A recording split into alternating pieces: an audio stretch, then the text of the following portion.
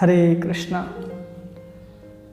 हम लोगों ने अभी तक बहुत कुछ सुना कि भगवान कृष्ण का ही नाम, भगवान हरि का ही नाम हम सभी जीवों को इस संसार से पार लगा सकता है। भगवान का नाम और भगवान में कोई अंतर नहीं है। अभिन्नत्वम नाम नामिनो। फिर हम जो नाम को ग्रहण करते हैं, हम जब कृष्ण राम बोलते हैं तो हमें वो अनुभव क्यों नहीं होता कि नाम और नामी में कोई अंतर नहीं है। वो आनंद हमें नहीं मिलता जो भगवान में है। भगवान सच्चिदानंद विग्रह है, अखिल रसामृत सिंधु हैं, परात्पर ब्रह्म अखिलेश्वर है। वो अनुभव हम नहीं कर पाते। इसलिए नहीं कर पाते क्योंकि हम जो नाम ले रहे हैं वो जड़ इंद्रियों के द्वारा ले रहे हैं, और भगवान का नाम नित्य चैतन्य रस स्वरूप है।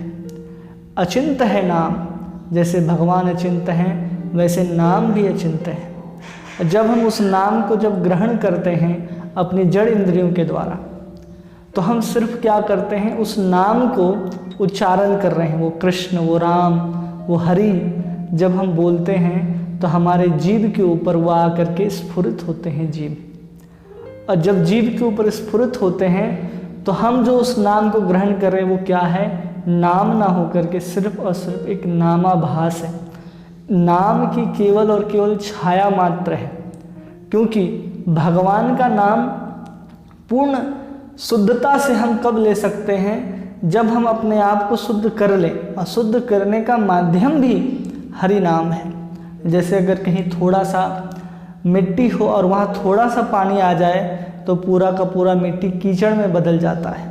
लेकिन कीचड़ का होने का कारण क्या है, थोड़ा सा पानी। अगर बहुत पानी वहाँ पर लाया जाए तो बहुत पानी से वो कीचड़ को हटाया जा सकता है। उसी प्रकार जब हम थोड़ा सा नाम लेते हैं तो नाम क्या करता है, हमारे ऊपर छाया के रूप में, नामाभास के रूप में हम ग्रहण करते हैं, जो हमारे बहुत जन्मों के पाप को जला करके नष्ट करता है। और बाद में फिर हम अचिंत रूप में जब आते हैं, चैतन्य स्वरूप में जब आते हैं, तो हम जड़ इंद्रिय से नाम ग्रहण करते करते अपने अति इंद्रियों से, अपने सूक्ष्म इंद्रियों से नाम को ग्रहण करने लग जाते हैं। जब भगवान श्री कृष्ण चैतन्य का नाम आप ग्रहण करते हैं तो आपको वो आनंद, वो उल्लास प्रकट होगा। अलग अलग उर्मियाँ आपके अंदर प्रकट होंगी। आपको आँख से आंसू बहने शुरू हो जाएंगे, आपके स्वेद छिद्र से पसीने आने लग जाएंगे, आपका रंग बदल जाएगा।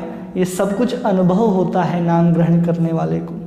लेकिन ये सब उर्मियाँ, ये सब भाव हमारे अंदर नाम ग्रहण करने मात्र से उत्पन्न नहीं हो रहे हैं। भक्ति रसामृत सिंधु में श्री रूप गोस्वामी बताते हैं कि अतः श्री कृष्ण नाम आदि न भवेत ग्राह्यम इंद्रिया सेवा उन्मुखे ही जिह्वा दो स्वमेव स्मृत्यदः।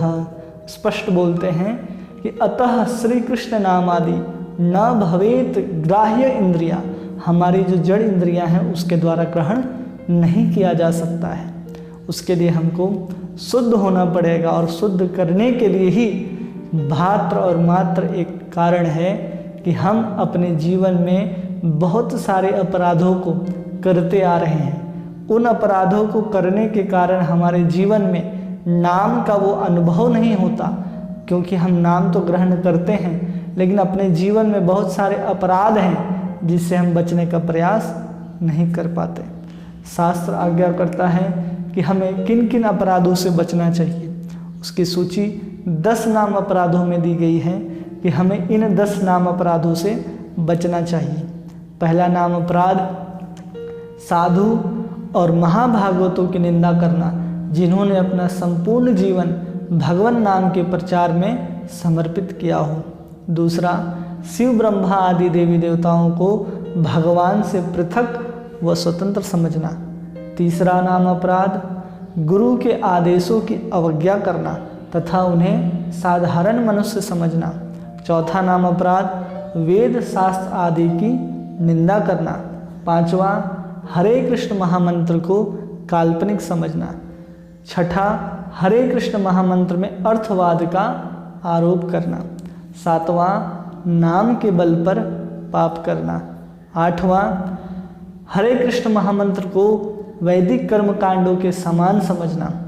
जो कि हम हरि नाम ले रहे हैं वो कर्म कांड के ही समान है, ऐसा समझना अपराध है। 9वां नाम अपराध, अश्रद्धालु व्यक्ति को हरि नाम की महिमा का उपदेश देना। 10वां नाम अपराध, नाम की इतनी अगाध महिमा सुनने पर भी भौतिक विषय आसक्ति बनाए रखना और नाम के ऊपर विश्वास न करना, ये 10वां नाम अपराध है। जब हम इन 10 नाम अपराध से बचते हैं तो हमारे अंदर जो नाम की उत्कंठा है, नाम ग्रहण करने के बाद जो स्फूर्ति प्रकट होगी वो इनके बाद होगी, जब हम 10 नाम अपराधों से बचेंगे। इन 10 नाम अपराधों से हमें इसलिए बचना भी चाहिए क्योंकि जितने भी वेद आदि पुराण हैं सब में भगवान हरि ही गाए गए हैं। शास्त्र कहता है वेदे रामायणे चैव पुराणे भारते तथा आदावन्ते च मध्य च हरि सर्वत्र गीयते। पूरे के पूरे वेद आदि पुराण, रामायण, महाभारत, इतिहास सभी में केवल और केवल भगवान हरि के ही गुणों को गाया गया है। इसलिए हमें किसी भी वेद आदि शास्त्रों की निंदा नहीं करनी चाहिए और सभी शास्त्र में भगवान नाम की महिमा दी गई है। इसलिए हमें 10 नाम अपराधों से बच करके अगर हम हरि नाम को ग्रहण करते हैं तो निश्चित रूप से जो हरि नाम का मुख्य उद्देश्य है वो प्रेम, पंचम पुरुषार्थ हमें प्राप्त हो सकता है।